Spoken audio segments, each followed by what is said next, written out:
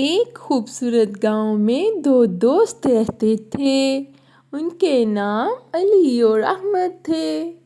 یہ دونوں ہر مشکل میں ایک دوسرے کا ساتھ دیتے تھے اور ان کی دوستی سارے گاؤں میں بہت مشہور تھی۔ ایک دن جب علی اور احمد جنگل کی طرف چلے گئے تو انہیں ایک خوبصورت جھیل نظر آئی۔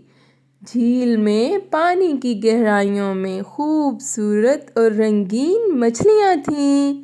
دونوں نے جھیل کے کنارے بیٹھ کر اس خوبصورت منظر کا لطف اٹھایا اور اپنی دوستی کو مزید مضبوط کرنے کا ارادہ کیا۔ جھیل میں ایک خاص چڑیا نظر آئی۔ یہ چڑیا بہت خوبصورت اور رنگین تھی اور اس کے پر نیلے اور سبز رنگوں میں چمک رہے تھے۔ علی اور احمد نے چڑیا کو دیکھ کر خوشی سے مسکراتے ہوئے کہا، یہ چڑیا کتنی خوبصورت ہے۔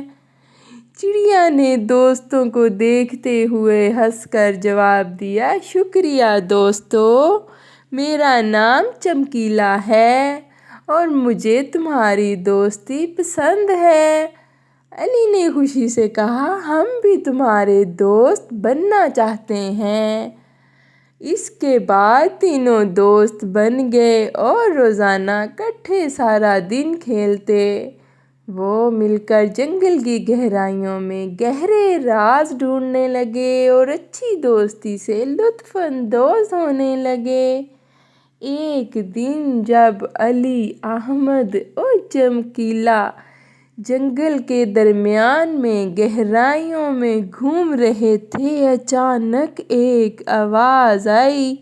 وہ آواز چیخوں کی تھی اور جنگل کے دوسرے جانور بھی چوکس ہو گئے۔ چمکیلا نے کہا، یہ آواز ہمیں کہاں سے آئی ہے؟ علی نے آواز کی طرف دوڑتے ہوئے کہا، یہ کوئی مدد مانگ رہا ہے، چلو ہم اس کی مدد کریں۔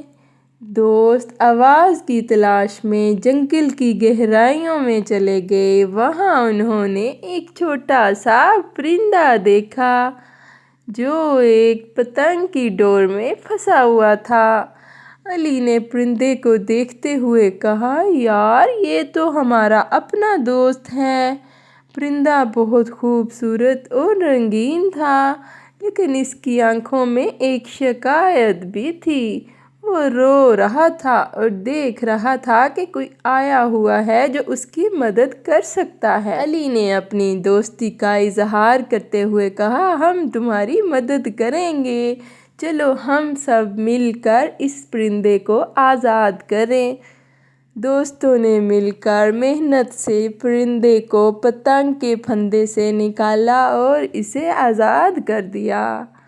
پرندے نے دوستوں کو دیکھ کر ان کا شکریہ ادا کیا اور اپنے رنگین پر گرم جوشی سے پر پھیرے۔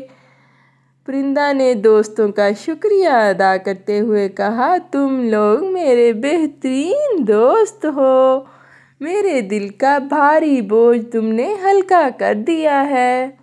علی نے مسکرا کر جواب دیا، تم ہمارے دوست ہو اور دوستی میں ہمیشہ ایک دوسرے کی مدد کرنی چاہیے۔